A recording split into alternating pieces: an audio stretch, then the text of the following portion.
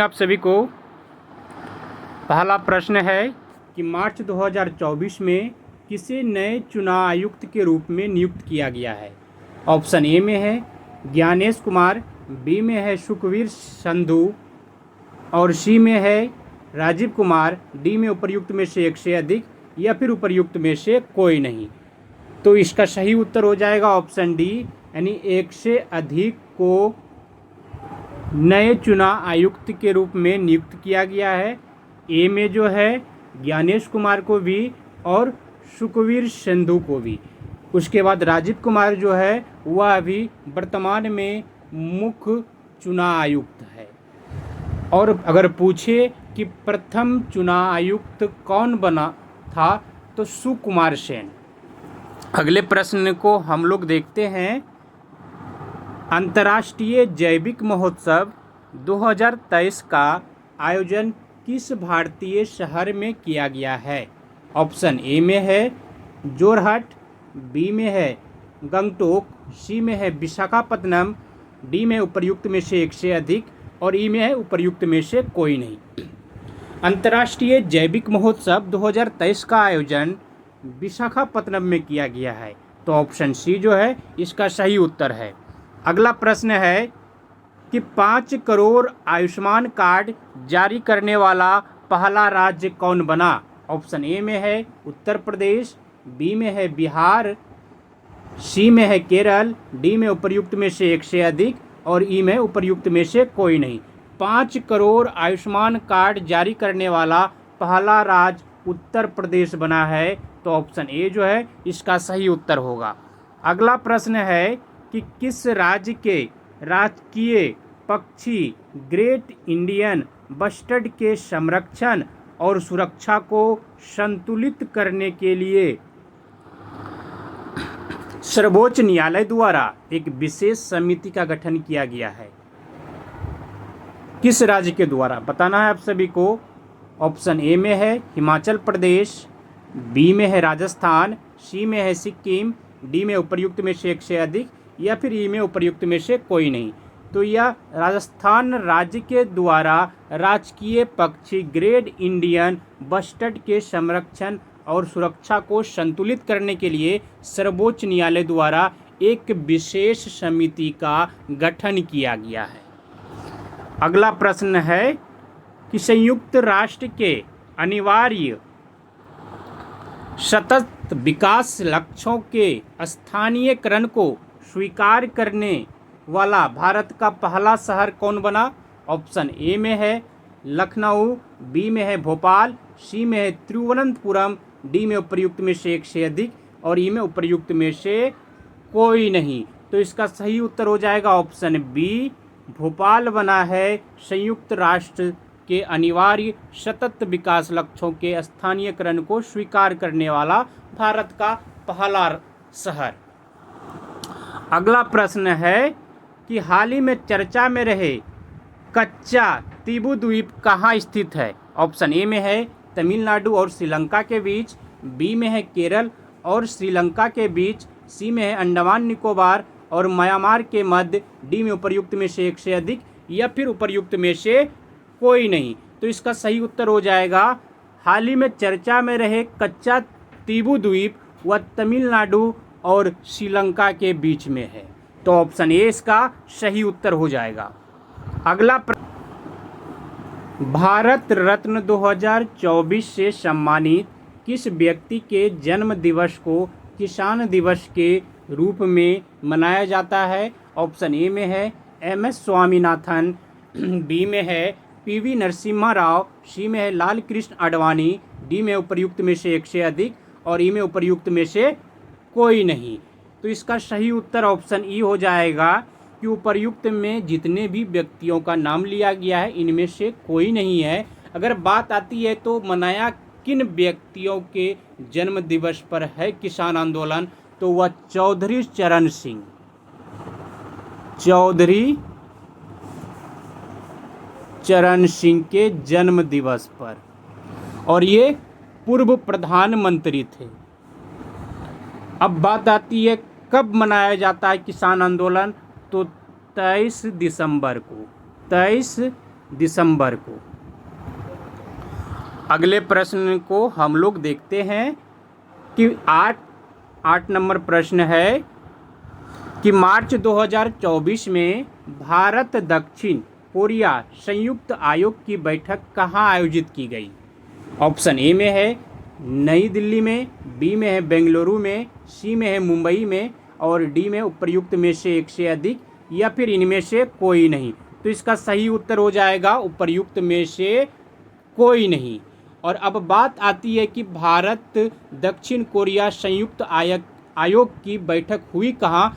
तो दक्षिण कोरिया की जो राजधानी है सियोल, वहाँ पर की गई, सियोल में। अगले प्रश्न को हम लोग देख लेते हैं कि किसने यूरोपियन नील बगान मालिकों द्वारा किसानों के शोषण की तरफ गांधी जी का ध्यान आकर्षित किया था। ऑप्शन ए में है बाबा रामचंद्र, बी में है राजकुमार शुक्ल, सी में है स्वामी सहजानंद सरस्वती, डी में उपर्युक्त में से एक से अधिक या फिर उपर्युक्त में से कोई नहीं। तो इसका सही उत्तर हो जाएगा ऑप्शन बी, राजकुमार शुक्ल ने महात्मा गांधी का ध्यान नील बगान मालिकों के तरफ गया कि किसानों का शोषण हो रहा है। कहाँ पर? तो बिहार के चंपारण में। अगला प्रश्न है कि फ्रेजी आंदोलन की शुरुआत किसने की। ऑप्शन ए में है हारजी शरीयतुल्लाह, बी में है सैयद अहमद, सी में है सलीमुल्लाह, डी में उपर्युक्त में से एक से अधिक या फिर उपर्युक्त में से कोई नहीं। फ्रेजी आंदोलन की शुरुआत हारजी शरीयतुल्लाह ने किया था। तो ऑप्शन ए जो है इसका सही उत्तर है। अगला प्रश्न है कि 1875 के दक्कन के दंगों का तात्कालिक कारण क्या था। ऑप्शन ए में है अकाल की छाया, बी में है महाजनों द्वारा ऊंची ब्याज दर, सी में है ऊंची भू राजस्व दर, डी में उपर्युक्त में से एक से अधिक और ई में उपर्युक्त में से कोई नहीं। 1875 के दक्कन के दंगों का तत्कालिक कारण था अकाल की छाया। तो ऑप्शन ए जो है इसका सही उत्तर है। अगला प्रश्न है लंदन में इंडिया हाउस के संस्थापक कौन थे। ऑप्शन ए में है श्यामजी कृष्ण वर्मा, बी में है रास बिहारी बोस, सी में है रामचंद्र, डी में उपर्युक्त में से एक से अधिक और ई में उपर्युक्त में से कोई नहीं। तो इसका सही उत्तर हो जाएगा श्यामजी कृष्ण वर्मा लंदन में इंडिया हाउस के संस्थापक थे। अगला प्रश्न है भारत में कपास की पैदावार के लिए कृषि विभाग की स्थापना की मांग किसने की। ऑप्शन ए में है London cotton supply association, B में British chambers of commerce, C में मैनचेस्टर कॉटन सप्लाई एसोसिएशन और डी में उपर्युक्त में से एक से अधिक या फिर उपर्युक्त में से कोई नहीं। तो इसका सही उत्तर हो जाएगा option C, Manchester cotton supply association ने भारत में कपास की पैदावार के लिए कृषि विभाग की स्थापना की मांग की थी। अगला प्रश्न है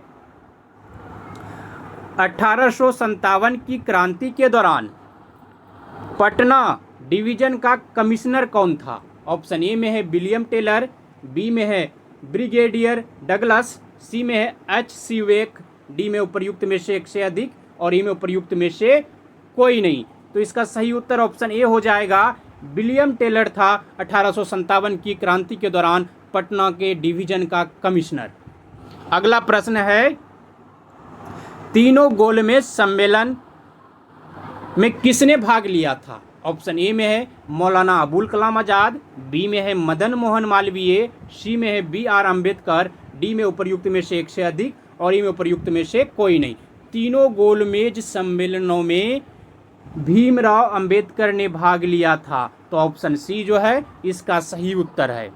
अगला प्रश्न है भारतीय राष्ट्रीय कांग्रेस के सन 1922 में आयोजित गया अधिवेशन के अध्यक्ष कौन थे। ऑप्शन ए में है चित्तरंजन दास, बी में है महात्मा गांधी, सी में उपर्युक्त में से कोई नहीं, डी में हकीम अजमल खान और ई में उपर्युक्त में से एक से अधिक। तो इसका सही उत्तर हो जाएगा ऑप्शन ए, चित्तरंजन दास था जब गया में कांग्रेस का अधिवेशन हुआ था। अगला प्रश्न है कि काली मिट्टी के लिए निम्नलिखित में से किस शब्दावली का भी प्रयोग होता है। ऑप्शन ए में है रेगुर, बी में है काली कपास वाली मिट्टी, सी में है बांगर, डी में उपर्युक्त में से एक से अधिक। तो इसका सही उत्तर हो जाएगा रेगुर। काली मिट्टी के लिए रेगुर शब्द का उपयोग होता है। ऑप्शन ए जो है इसका सही उत्तर है।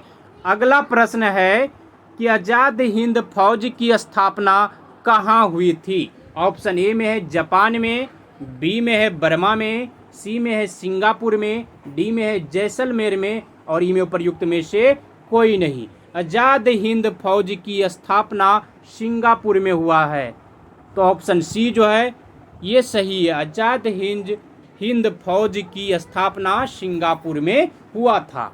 अगला प्रश्न है डिमांड ड्राफ्ट को क्रॉस क्यों किया जाता। ऑप्शन ए में है भुगतान बैंक खाते के द्वारा ही किया जा सके, बी में है भुगतान तुरंत किया जा सके, सी में है भुगतान काउंटर से किया जा सके, डी में उपर्युक्त में से कोई नहीं और ई में उपर्युक्त में से एक से अधिक। तो इसका सही उत्तर हो जाएगा डिमांड ड्राफ्ट को क्रॉस इसलिए किया जाता है क्योंकि भुगतान बैंक खाते के द्वारा ही किया जा सके। ऑप्शन ए जो है इसका सही उत्तर है। अगला प्रश्न है कि सती प्रथा का सर्वाधिक विरोध किसने किया था। ऑप्शन ए में है राजा राम मोहन राय, बी में है रामकृष्ण परमहंस, सी में है हेनरी विवियन डेरोजियो, डी में है केशव चंद्र सेन और ई में उपर्युक्त में से एक से अधिक। सती प्रथा का सर्वाधिक विरोध राजा राम मोहन राय ने किया था। तो ऑप्शन ए जो है इसका सही उत्तर है। अगला प्रश्न है कि अंतिम मुगल शासक कौन था। ऑप्शन ए में है बहादुर शाह जफर, बी में है औरंगजेब, सी में है जहांदार शाह, डी में है अब्दुल्ला खां और ई में उपर्युक्त में से एक से अधिक। अंतिम मुगल शासक बहादुर शाह जफर था। तो ऑप्शन ए इसका सही उत्तर हो जाएगा। अगला प्रश्न है कि भारत में हरित क्रांति के जनक कौन कहलाते हैं। ऑप्शन ए में है एम.एस. स्वामीनाथन, बी में है ए.पी.जे. अब्दुल कलाम, सी में है वर्गीज कुरियन, डी में है वाई सुदर्शन और ई में उपर्युक्त में से एक से अधिक। तो इसका सही उत्तर हो जाएगा भारत में हरित क्रांति का जनक एम.एस. स्वामीनाथन को कहा जाता है। तो ऑप्शन ए जो है इसका सही उत्तर है। अगला प्रश्न है कि क्षेत्रफल की दृष्टि से भारत का कौन सा स्थान है। ऑप्शन ए में है पहला, बी में है पाँचवां, सी में है दूसरा, डी में है सातवां और ई में उपर्युक्त में से एक से अधिक। क्षेत्रफल की दृष्टि से भारत का सातवां स्थान है। तो ऑप्शन डी जो है इसका सही उत्तर है। अगला प्रश्न है कि स्वेज नहर किसे जोड़ता है। ऑप्शन ए में है लाल सागर और भूमध्य सागर को, बी में है कैरिबियन सागर और प्रशांत सागर को, सी में है उत्तरी सागर को बाल्टिक सागर को और डी में है ईटी झील को मिशिगन झील को और ई में उपर्युक्त में से कोई नहीं। स्वेज नहर जो है वह लाल सागर को भूमध्य सागर से जोड़ता है। तो ऑप्शन ए जो है इसका सही उत्तर है। अगला प्रश्न है कि नाजीवाद के संस्थापक कौन थे। ऑप्शन ए में है हिटलर, बी में है बिस्मार्क, सी में है मुसोलिनी, डी में है गेरिवाल्डी और ई में उपर्युक्त में से एक से अधिक। तो इसका सही उत्तर हो जाएगा नाजीवाद का संस्थापक हिटलर है। ऑप्शन ए जो है इसका सही उत्तर है। अगला प्रश्न है कि कुतुब मीनार का निर्माण कार्य किसने पूरा करवाया। ऑप्शन ए में है इल्तुतमिश, बी में है कुतुबुद्दीन ऐबक, सी में है रजिया सुल्तान, डी में है गियासुद्दीन तुगलक और ई में है उपर्युक्त में से एक से अधिक। तो इसका सही उत्तर हो जाएगा इल्तुतमिश ने पूरा करवाया था कुतुब मीनार का निर्माण। अगला प्रश्न है कि सिंधु घाटी सभ्यता का पत्तन नगर कहाँ था। ऑप्शन ए में है लोथल, बी में है हड़प्पा, सी में है रोपर, डी में है बनवाली और ई में उपर्युक्त में से एक से अधिक। सिंधु घाटी सभ्यता का पत्तन नगर लोथल था, तो ऑप्शन ए जो है इसका सही उत्तर है। अगला प्रश्न है कि फाहियान कहाँ का निवासी था। ऑप्शन ए में है भूटान, बी में चीन, सी में अमेरिका, डी में बर्मा और ई में उपर्युक्त में से एक से अधिक। फाहियान चीन का निवासी था, तो ऑप्शन बी जो है वह सही उत्तर है। अगला प्रश्न है कि मानचित्र में पर्वत और पहाड़ को दर्शाया जाता है, बताना है किस रंग से दर्शाया जाता है। ऑप्शन ए में है लाल रंग से, बी में है ब्लू रंग से, सी में है पीले रंग से, डी में है काले रंग से और ई में उपर्युक्त में से एक से अधिक। तो मानचित्र में पर्वत और पहाड़ को किससे दर्शाया जाता है, तो वह लाल रंग से दर्शाया जाता है, तो ऑप्शन ए जो है इसका सही उत्तर है। अगला प्रश्न है कि जंप बॉल शब्द निम्नलिखित में से किससे संबंधित है। ऑप्शन ए में है बेसबॉल, बी में है बास्केटबॉल, सी में है नट बॉल, डी में है सॉफ्ट बॉल और ई में प्रयुक्त में से एक से अधिक। तो इसका सही उत्तर हो जाएगा नट बॉल से। जंप बॉल शब्द का संबंध है नट बॉल शब्द से।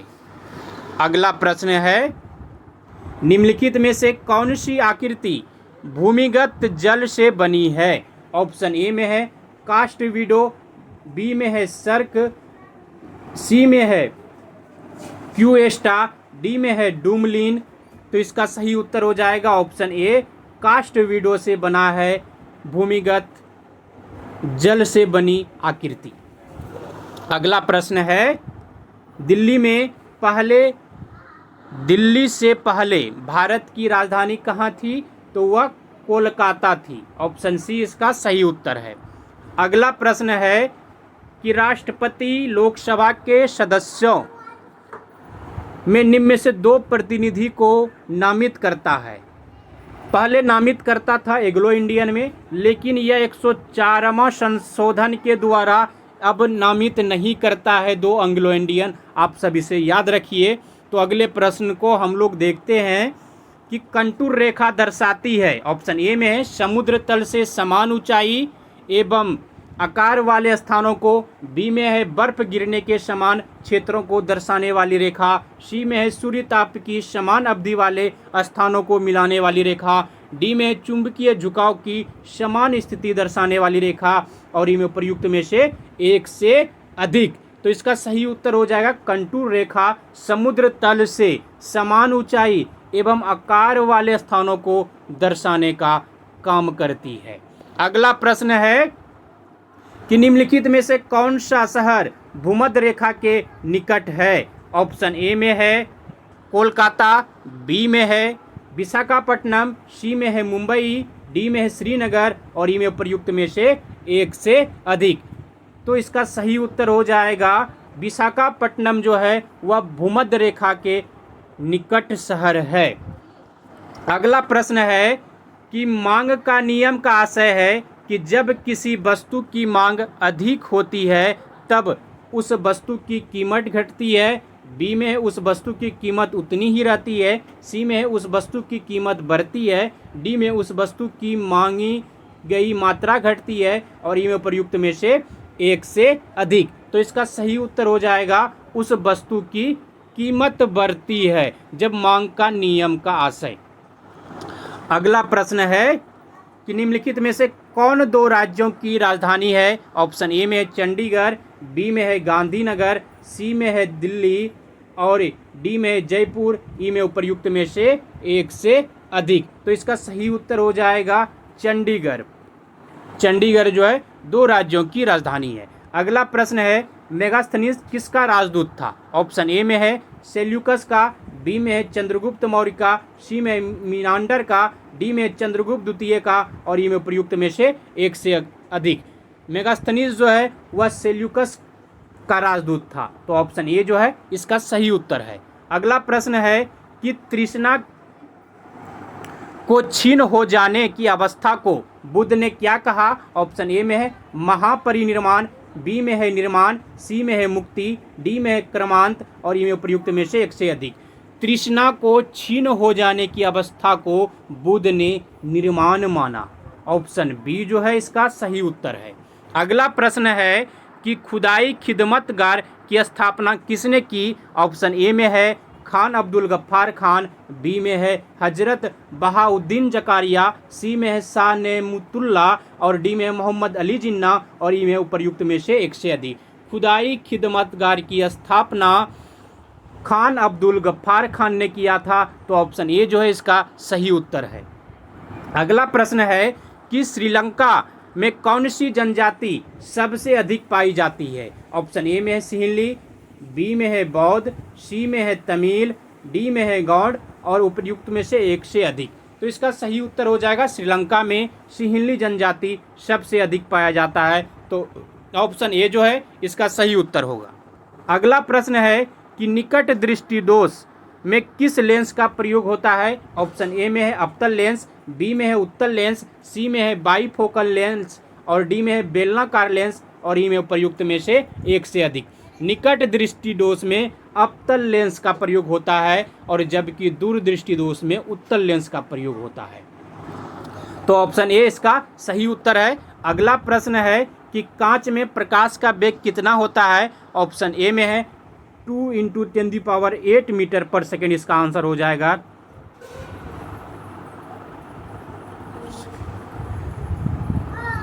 अगले प्रश्न को हम लोग देख लेते हैं। प्रकाश का वेग होता है, ऑप्शन ए में है 3000 किमी प्रति सेकेंड, बी में है 30,000 किमी प्रति सेकेंड और सी में है 3 लाख किमी प्रति सेकेंड और डी में है 300 किमी प्रति सेकेंड। तो इसका सही उत्तर हो जाएगा ऑप्शन सी, 3 लाख किमी प्रति सेकेंड प्रकाश का वेग होता है।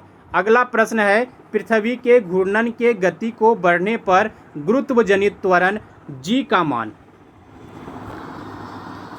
छोटी जी का मान ए में कम हो जाता है, बी में बढ़ जाता है, सी में अपरिवर्तित रहता है, डी में पहले से कम जाता है और फिर बढ़ जाता है। तो ऑप्शन इसका कौन सा सही हो जाएगा?